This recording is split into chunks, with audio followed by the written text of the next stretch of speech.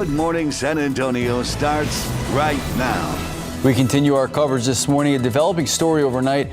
A family barbecue on the southwest side turns deadly. Police tell us the family became a target of a drive-by shooting. Jonathan Cotto joining us live with the very latest. A man led by sympathy and love travels to Uvalde to offer the community a physical reminder of hope and peace. That story straight ahead. And only 77 degrees now. We know there's a lot going on in and around the community. We're going to check in with Sarah Spivey for your full forecast. Good morning. It is 8 o'clock this Sunday. It is June 19th. We have Father's Day. We have Juneteenth. There's so much going on. So much to celebrate today. I want to say happy Juneteenth, happy Father's Day to all of our fathers who are not sleeping in this morning and waking up. We hope that you are maybe up early, getting... I don't know about you, but 8 o'clock is kind of sleeping in for a lot of dads. Dads are usually, they're up. Yeah. They're mowing the yards right now. I mean, look, if you have to mow the lawn or do anything, now is a good time to do it. Or barbecue, yeah. Or maybe they stayed up all night smoking a brisket, Sarah. Ooh, that's a good idea. Right? Hey, you know what? We are okay out there right now. Temperatures are generally mild. We've got some clouds out there this morning, but as Max was talking about earlier, got some yard work to do. Now is the time to do it. Take a look outside. Temperatures, it's 78 degrees in San Antonio, 77 in Pleasanton, 77 in Hondo, 73 Kerrville, 73 Rock Springs, 79 in Del Rio. We'll zoom in here. You can see those early morning clouds. It's 70 in Rio Medina and 72 Bernie Stage Airfield, 78 at Stinson. Again, just some early morning clouds here, but for this Father's Day, the big story is going to be the heat. Temperatures are going to be climbing fairly quickly. By 10, we'll be at 83. Noon will be close to 90. 100 for the high temperature. Hey, there is a 10% chance for a stray shower in your backyard. Only a 10% chance. It's measly, but it's there. So coming up, I'll show you the futurecast in just a bit, and we'll talk about a triple-digit heat streak coming ahead in a few days. Max, Sarah. Thank you, Sarah. Top story this morning, San Antonio police searching for the people responsible for a shooting. Now that shooting ending with 7 people shot. 2 of them are dead. Our Jonathan Cotto joins us live. Good morning, Jonathan. We understand the shooting happened last night. So what have you been able to learn? Good morning, Sarah. That's right. Well, we're learning that some of the people injured in that shooting were brought here to University Hospital. Others were taken to GMSA. As of right now, we have not been updated as to their conditions, but we do know San Antonio police were called out last night shortly after 10 to the 2500 block of Patron.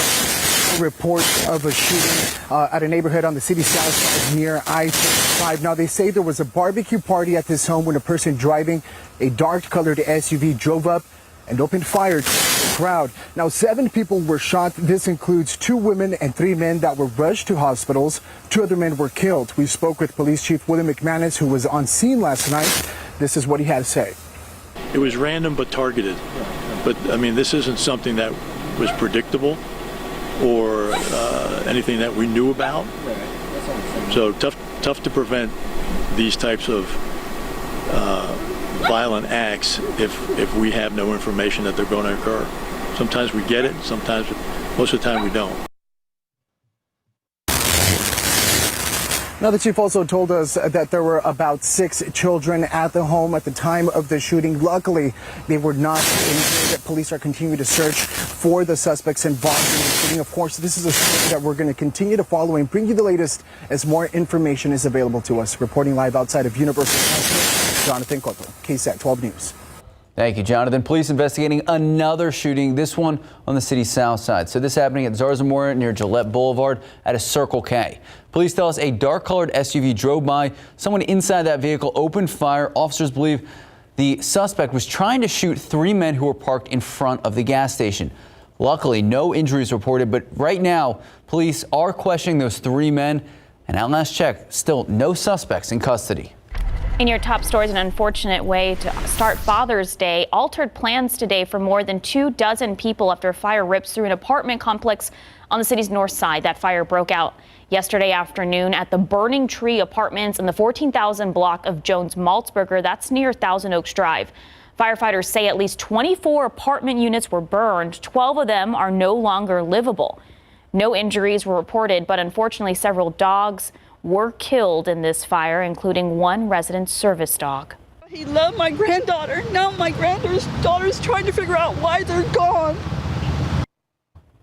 The Red Cross is working to find the displaced residents a place to stay right now. Fire investigators have not determined what started this fire, and this investigation continues. Well, Bexar County Sheriff's deputies tell us 2 people behind bars this morning after the discovery of a drug distribution operation out of a home in West Bexar County. Authorities say these two, 28-year-old Ashley Mendez and 38-year-old Ruben Zambrano, both arrested in a home in the 6900 block of Marinque Drive. Inside the house, deputies found marijuana, cocaine, meth, a shotgun, and more than $16,000 in cash. Now, deputies also found more than 50 THC vape pens and around a pound of marijuana inside their vehicle. Mendez and Zambrano both facing several felony drug charges. Now to the latest in Uvalde, a man moved by compassion and faith. Well, he journeys all the way from North Texas to Uvalde with a sign of hope, a large 15-foot metal cross. The man who made that cross drove it down from just west of Fort Worth with the help of a motorcade. The cross arrived on the back of a trailer led into town by Michael Collins, who made the cross with the help of his son, Michael Collins II. The cross is 15 feet tall by 12 feet wide and has the names of each of the victims on hearts. So Collins also made an entering point low to the ground so that children can write to their friends and place letters inside the cross. Now, this is Collins' third installation. His first was in honor of his son Brady, who died in a car crash in 2019 at the age of 26. Colin knows the pain of losing a child, and that's why he says he felt a calling to make the cross. I don't know if it was my son telling me to build it or God. And it was like someone hit me in the head. I got goosebumps, my hair stood up on my arms, my neck, and I started crying. And I said, I got to build him a cross. Well, the cross is located at the corner of West Main Street and Martinez Street on the Ace Bail Bonds property. The shop is owned by the aunt of 9-year-old Eliana, or known as Ellie Garcia, one of those victims that was killed inside Robb Elementary. Well, education is so incredibly important. Obviously, the last few years during this pandemic, it's not been easy for school districts around the country and around Texas. But a local district, Southside ISD, they've gone from one of the lowest performing school districts to now one of the highest ranked. So joining us in today's leading essay segment is Rolando Ramirez, Southside ISD Superintendent. Thank you so much, sir, for joining us, and happy Father's Day. Well, good morning. On behalf of Southside ISD community, thank you for having me. So break it all down for us. What are these metrics that show this huge improvement you guys have seen? So, we're very proud of what our students and staff were able to accomplish. All districts are evaluated by the state through 3 domains: student achievement, school progress, and closing the gaps. So our district was able to do very well on school progress, which led to a 30-point gain in our previously F-rated campuses, with 87 being our lowest campus rating with those F-rated campuses, and our district rating being an 87. So they did an amazing job. So you joined the district in 2020, and at the time you said you believe Southside ISD could become an A-rated district. So what has that progress or journey looked like? So I think with school improvement, student progress, in the best of times, it's very difficult. But these last 2 years, it's been very challenging. Last year with the COVID pandemic, was 60% of our students joining remotely, 40% in person. The ones joining remotely, we struggled with internet connectivity because here at Southside, we don't have the internet infrastructure. With the students that were attending in person, well, unfortunately, some would get sick, staff as well. Some had COVID exposures, so they'd be out. So our attendance was very low. But our students and staff, met the challenge, overcame every obstacle that they confronted, and we never made excuses. So they had that mindset, and thank God that we were able to do well. Oh, you talked about kind of that digital divide. What does this progress mean? Actually seeing the results of working harder. What have you seen from these students, from these families? What impact do you think it could have, not only in school, but at home and for these futures? Well, a solid foundation has been set. So I think that we only grow from here. So, we at Southside want to make sure that our students are career and college ready. And I think that, every year from now on, shooting for that A rating and having that improvement and ensuring that the future of our students after they leave Southside is brighter than the future that they currently have right now. So we're very excited of the great things that are happening here at the district. Now, going into the next school year, has the community or parents reached out? I know school security is kind of in the front of everyone's minds in the wake of the massacre at Uvalde. Has there been any steps taken to make sure that y'all's security system is strong and in place? Yes, this has been a complete team effort. The community is very supportive. We have Kim's Angels, Ms. Kim Rapier-Barrett and Glenn Barrett, Dr. Yolanda Valenzuela, our parents, our board of trustees, everybody working as a team to make sure that student progress is there. As far as the safety and security of our students, that's our biggest priority. And, we have security guards in guard shacks at every campus. We have phones that people need to be buzzed in before they come in. We have the Raptor system that does the background check on all the visitors to the district. We have a police officer and an armed security guard at every single campus. There's only one entry and exit to every campus. So, coming together, I know that the safety and security can always improve, but working together, we can make sure that our students and staff are safe. All right, Mr. Ramirez, thank you so much and congratulations for all that you've done. And can't wait to see what comes next. Thank you so much for having me. And happy Father's Day. Thank you. And if anyone wants to watch the full interview, that obviously will be on KSAT.com throughout the morning. Time now, 8:12, 78 degrees out. All right, remember these VHS? Yes. So a pristine copy of a classic film draws a big price that one collector was willing to pay. We'll tell you how much was paid for a VHS copy of Back to the Future. All right, so I know you and I are both very competitive. Well, no. These kids got a unique form of competition in fishing.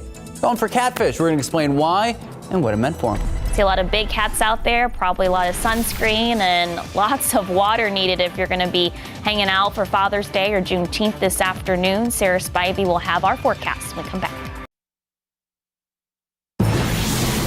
The 23rd annual Kids Fish Day is on ice along with a lot of fish from an area lake. All right, so yesterday, dozens of kids going out to Calaveras Lake. They were given fishing poles, tackle boxes, and they were loaded up with 500 catfish, all donated by Texas Parks and Wildlife. This is the first time the event has returned in 2 years since the pandemic. It's been put on by CPS Energy as a way to provide a positive experience for children in the community. We're a community serving business. I can't think of a better way to reach out and touch our community than events like this where we bring kids in and let them fish maybe for the first time in their lives, experience something they've never done before. So some of these kids walked away with big awards for biggest fish, most catches, both boys and girls. Yesterday's event just so happened to coincide with National Go Fishing Day. So cool. I gotta say, 78 now, Sarah. Is it going to be too hot to go fishing later? I mean, if you're by a body of water, it cools it off just a teeny bit, right? Sure. With a little breeze. I remember, since it is Father's Day, I'm going to share a fun memory of my dad and fishing. Oh. So my sister had one of those Tweety Bird tiny fishing poles. That girl caught a 3-pound bass with that tiny, and my dad was helping me reel in my fish, which was like that big. Nice. And my sister was like going into the water and he caught her. Did you have a Tweety Bird fishing pole? I did as well. Okay. So happy Father's Day, Dad. What a fun memory. Okay, so if you are planning on being out and about today, maybe grilling, here's your grilling forecast. You know, if you're barbecuing real deal, you might have already had that smoker going. But this afternoon, if you're planning on grilling out, it's going to be hot for sure. Around noon, 89 degrees, 100 degrees at 5 p.m., and it'll be 96 closer to 7. And you're reading those hot dogs right. Okay, there is a 10% chance for a stray shower this afternoon. It is not a good chance, right? 10% is measly, but it is something. And so I wanted to show you the futurecast here. What we're looking at is mostly sunny skies for most of the day. And then right after about 4 p.m., there could be 1 or 2 pop-up showers like there were yesterday around San Antonio, especially south of San Antonio and off to the west. There were a few pop-up showers, but really it's just going to be hot for today. Odds are you're not going to see any rain, and it's just going to be a hot day. 100 degrees in San Antonio, 100 in New Braunfels, 101 Port SA, 100 in Hondo, 99 in Bandera, 97 in Comfort, 97 in Kerrville, and in Bernie it'll be 96 degrees. But for most places near 100, quite a bit above the average. Outside right now, we do have those puffy cumulus clouds. It's 79 degrees, and winds are from the south at about 5 miles per hour. It sure is humid out there right now with dew points in the 70s, but the humidity is going to come down a little bit throughout the day, and it really is not going to feel all that bad in the shade. Just definitely a hot one, so you want to make sure to stay hydrated outside. 79 right now in Del Rio. Wake up temperature in Kerrville, 74, 77 in Pleasanton, 78 in Gonzales, and 78 near New Braunfels. Here's your KSAT 12-hour forecast. Already by noon, we'll be close to 90 degrees. Winds are not going to be too breezy today from the southeast at 5 to 15 miles per hour. Maybe a little bit of a nuisance if you have a backyard barbecue, but otherwise the breeze is going to feel nice in the shade. It'll be close to 100 by 4 p.m. and then we'll top off at 105, 6 p.m. That's when we have that 10% chance for a stray shower. Sunsets after 8, and after the sunsets, no rain chances for the rest of the evening. And again, even though there is a 10% chance, it's only a 10% chance. So the odds are it's not going to rain in your backyard. Let's take a look at the satellite radar. Big trough of low pressure off to our west, bringing some monsoonal rains to parts of New Mexico. Here's a fun fact. You can share it, trivia table.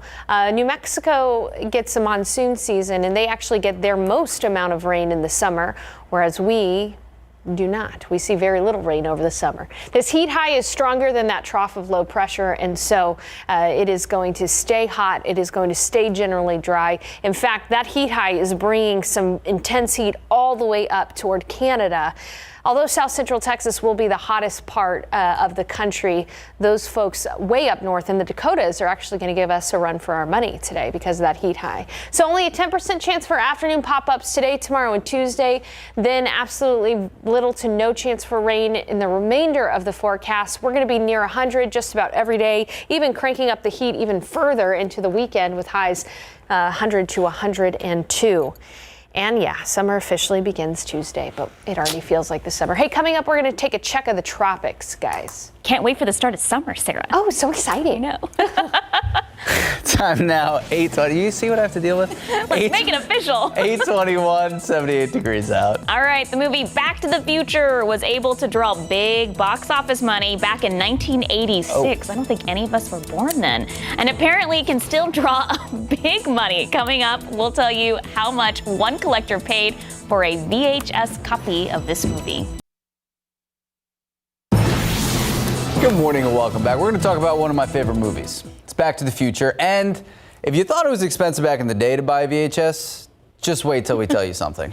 All right, a near mint condition sealed 1986 VHS copy of the Back to the Future recently sold for $75,000 at an auction. Congratulations, you did it. I don't know why he always says I buy these things. Like I'm just made of money, Max. The price is a new record selling price for a VHS tape. A New York-based collector won the bidding war. The VHS copy was a collection owned by the actor Tom Wilson, who played Biff Tannen in the 80s classic film. Wilson originally offered the copy with other tapes on eBay, but overwhelmingly response led him to pull them down and reach out to Heritage Auctions in Dallas. All right, so we have a Texas connection. There you go. That's a lot. 75,000, yeah. I was asking you earlier, did your parents save? So my mom, I don't think I've let her get rid of the Disney VHS unless she threw them out. Thanks, Mom. I just would like to point out, DeLorean now has headquarters here in San Antonio, so that's our connection. You could probably buy a DeLorean for $75,000. No more. We'll see. Okay. Max pulls up in a DeLorean. 826, 78 degrees out. All right, next up, our GMSA. The Sunday travel troubles are setting in, and thousands set to fly to vacation destinations or see family. The reason behind the headaches and what the transportation secretary says his department will do if airlines don't shape up. All right, and after the break, we've been talking about it throughout the morning. A lot of gunfire overnight, a lot of shootings. A party on the west side. A shooting there ends with one man dead, and we're going to check in with Jonathan Cotto live at a different shooting. A lot more to come. We'll be right back. Good morning and happy Sunday. I'm Max Massey. I'm Sarah Costa. It's June 19th. Happy Juneteenth. Happy Father's Day to all the fathers out there. Happy Father's Day to my dad, Dr. Dana Costa, who I think I texted at 5 this morning and he was up. So. Well, keep it going. Happy Father's Day to David Massey. There you go. Sarah Spivey, would you like to throw a Happy Father's Day out there? Yeah, my dad has a cool name. Happy Father's Day, Rhett Spivey. Nice. That's a cool name. It is a cool name. He's a cool guy. Okay, let's take a look outside right now. We have got puffy cumulus clouds out there, and it's warming up already, although it doesn't feel all that bad outside right now. It's 79 degrees. It is humid with dew points in the 70s. South winds at 5 miles per hour. Celebrating Dad today. Here you go. Here's your Father's Day forecast. Around noon, we'll be at 89. It'll be mostly sunny. 100 degrees for the high temperature today. Hot, and there is a 10% chance for a measly stray shower, wimpy rain chances for us, but hey, it's what we got this time of year. A few backyards, very few backyards will get a quick shower today.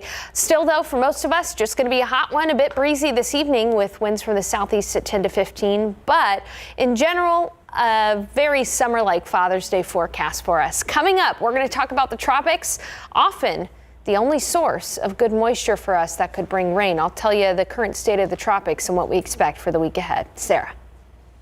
Thank you, Sarah. And we are continuing to follow a developing story on the city's southwest side that started last night. 2 people are dead and 5 others injured after a shooting. So the investigation is underway, and so is the search for the people responsible. Jonathan Cotto joining us live with the latest. Good morning, Jonathan. Good morning, Max. Good morning, Sarah. Well, we're learning that the people injured in last night's shootings were brought here to University Hospital. The others were taken to BAMC. As of right now, we have not learned the condition of those that survived that shooting, but we have learned the ages of the 2 deceased males. That is a 45-year-old and a 46-year-old that were killed in last night's shootings. We also know that San Antonio police responded to that scene last night shortly after 10 o'clock. That was at the 2500 block of Patron. That's a neighborhood on the city's southwest side near I-35. Now, they say there was a barbecue party at this home when a person driving a dark-colored SUV drove up and opened fire towards the crowd. Now, 7 people were shot. This includes 2 women, 3 men that were rushed to hospitals, and the 2 men that were killed, the 45 and the 46-year-old. Now, we spoke with Police Chief William McManus, who was on scene last night. This is what he said. It was random but targeted. But, I mean, this isn't something that was predictable or anything that we knew about. So tough to prevent these types of violent acts if we have no information that they're going to occur. Sometimes we get it, sometimes, most of the time we don't.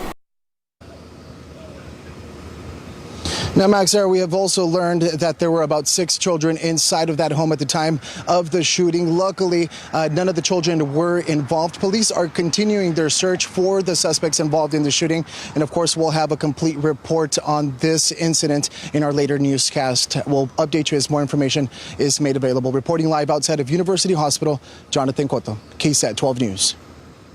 Thank you, Jonathan. Also new this morning, another deadly shooting, this time on the far west side, leaving 1 man dead. It happened around 1 this morning at a home on a street called Rimhurst. That's not far from Culebra Road, just inside the loop of 1604. Police say there was a party going on when gunshots rang out. Right now, no arrests have been made and officers are still working to figure out what led up to this shooting. Well, 1 woman in custody today after a robbery at a jewelry store. So take a look. 37-year-old Leslie Hall arrested. being charged with aggravated robbery. So the police affidavit reads that Hall went into a store on East Massey Road this past Thursday, asked to look at a diamond necklace. When the employee removed it from the display case, Hall allegedly pulled an object out of her purse, that object covered by a cloth, and demanded the diamond necklace.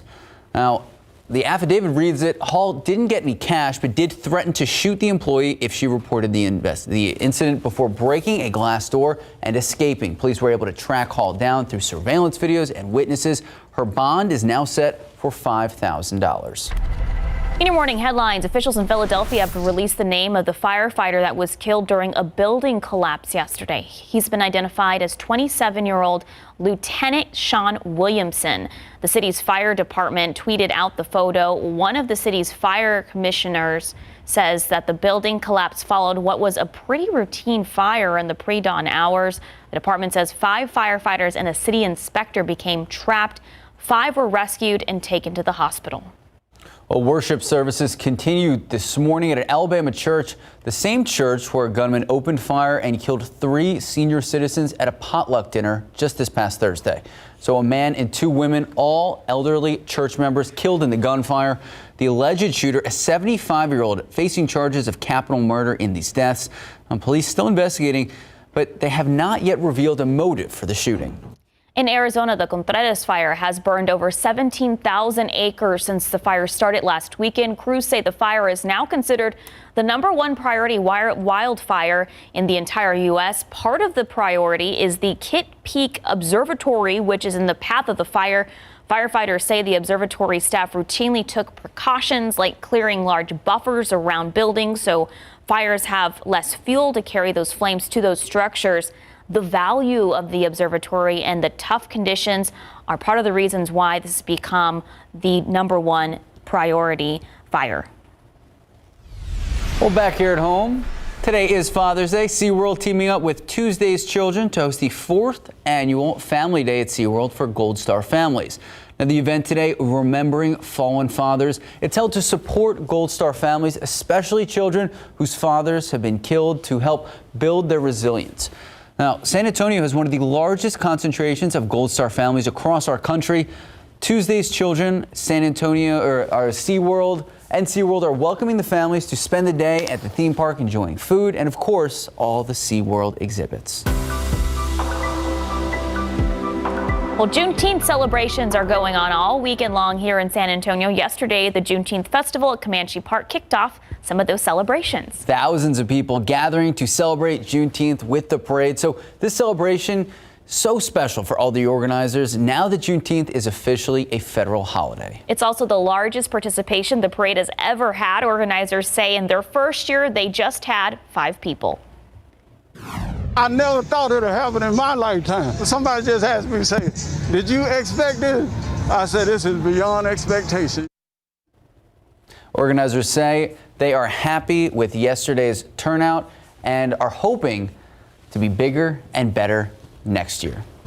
Well, the Juneteenth celebration also included a special musical performance by the Antioch Missionary Baptist Church Choir. All right, so they raised their voices in song yesterday, offering reflection on the past and inspiration for the future. Take a listen. Inflation, interest rates, a recession looming, the January 6th investigation with so much at stake. Sunday, 2 big exclusives. Well, that obviously was not the choir, but we're going to have all that on KSAT.com and, of course, on broadcast throughout the day. Well, time now, 8:38, 79 degrees out.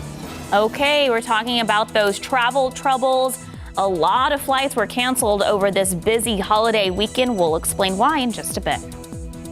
And back here at home, 79 degrees out, blue skies. We know there's a lot of activities going on in and around our community. Obviously, Juneteenth celebrations and Father's Day barbecues. What does the forecast look like? We're going to check in with Sarah Spivey in just a bit.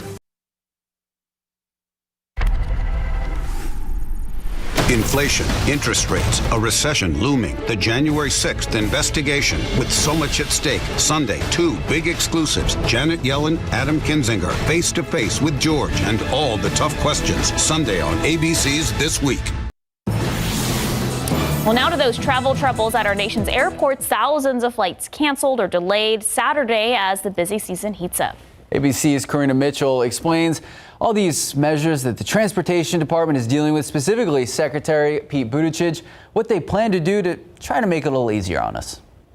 As demand for travel soars past pre-pandemic levels, frustrations mounting. Experts say staff shortages from air traffic control to pilots is largely to blame for recent delays. They don't have enough employees to be able to support the summer crush. A day after meeting with airline executives, Transportation Secretary Pete Buttigieg's own flight was canceled, and he wound up driving from Washington to New York. The industry is just stretched to the breaking point, and instead of bending when something bad happens, it just snaps and falls apart. The recent delays testing people's patience. First notification said your flight's delayed. The very second text was, actually, it's canceled. Secretary Buttigieg urging the airlines to fix the disruptions and better communicate with customers, adding his department could take action against airlines that fail to protect flyers, but wants to see what happens over July 4th weekend and the rest of the summer.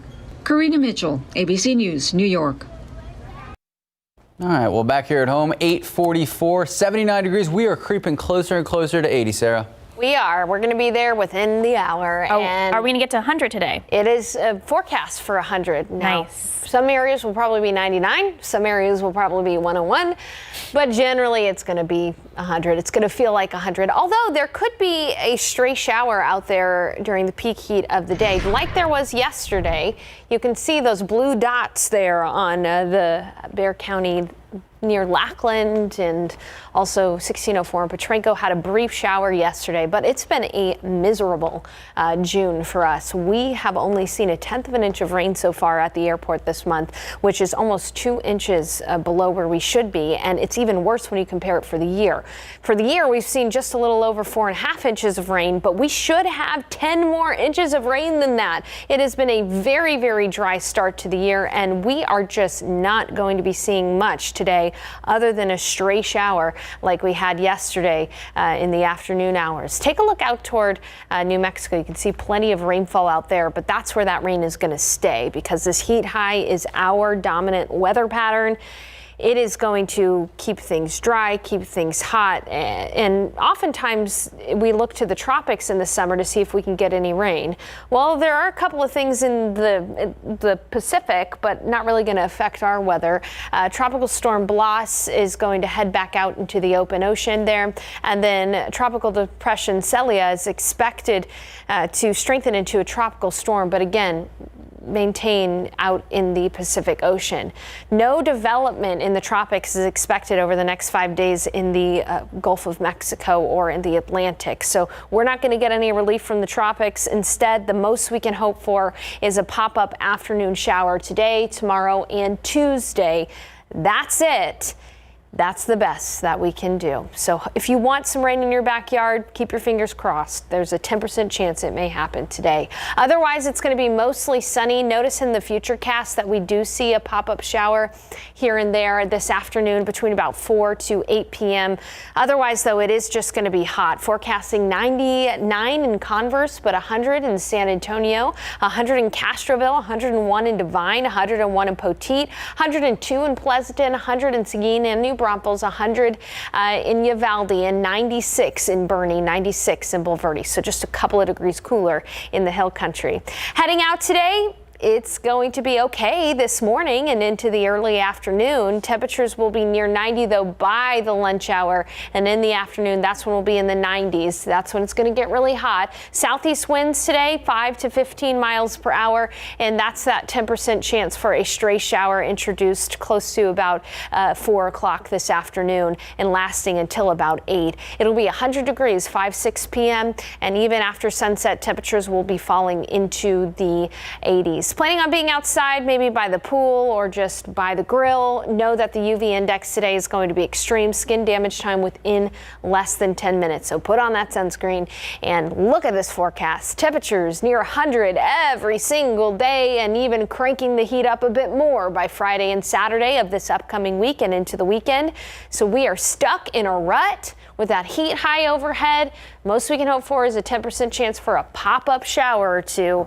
And we'll be talking about the summer solstice this week and talking about what that means. Basically, doesn't change our forecast. We're just going to stay hot. Max and Sarah. All right, Sarah Spivey, thank you so much. 8:48, 79 degrees out. We'll be right back. KSAT 12 celebrates Military City, USA, powered by USAA.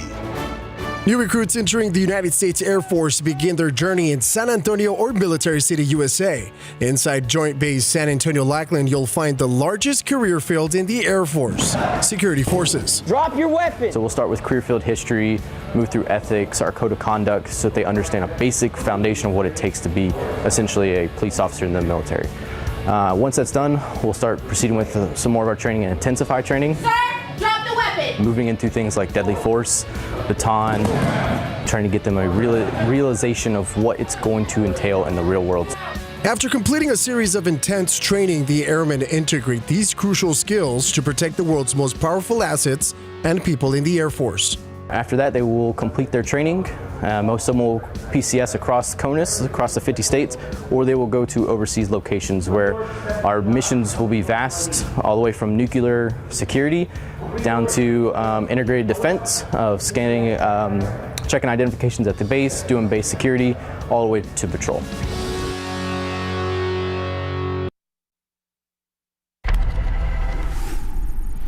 Good morning, I'm Jonathan Cotto. San Antonio police investigating a shooting that's left 5 people hospitalized and 2 people dead. We know San Antonio police were called out shortly after 10 o'clock last night to the 2500 block of Patron. This is a neighborhood on the city's southwest side for reports of a shooting. They say there was a barbecue party at this home when a person driving a dark-colored SUV drove up and opened fire towards the crowd. Now 7 people were shot. This includes 2 women and 3 men that were rushed to hospitals. 2 other men were killed. We spoke with Police Chief William McManus, who was on the scene last night. This is what he had to say. It was random but targeted. But I mean, this isn't something that was predictable or anything that we knew about.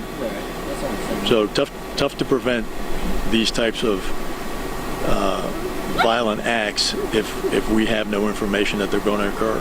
Sometimes we get it, sometimes most of the time we don't. The chief also tells us there were about 6 children inside of the home at the time of the shooting. Thankfully, none of the children were injured. Of course, police are continuing to search for the suspects involved in this shooting. We'll keep you updated as more information is made available. Reporting outside of University Hospital, Jonathan Cotto, KSAT 12 News.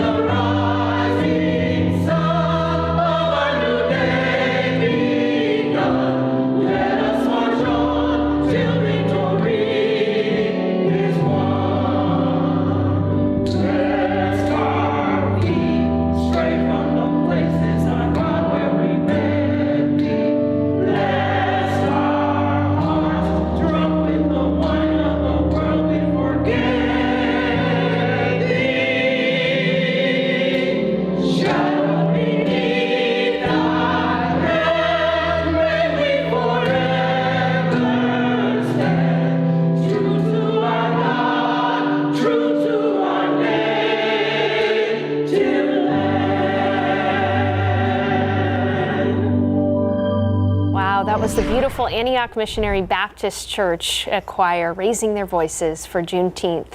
We're going to have a pop-up shower possible this afternoon, but otherwise it's going to be hot. Hot, hot, hot. That's the forecast over the next several days. Happy Juneteenth. Happy Father's Day. Have a great rest of your day.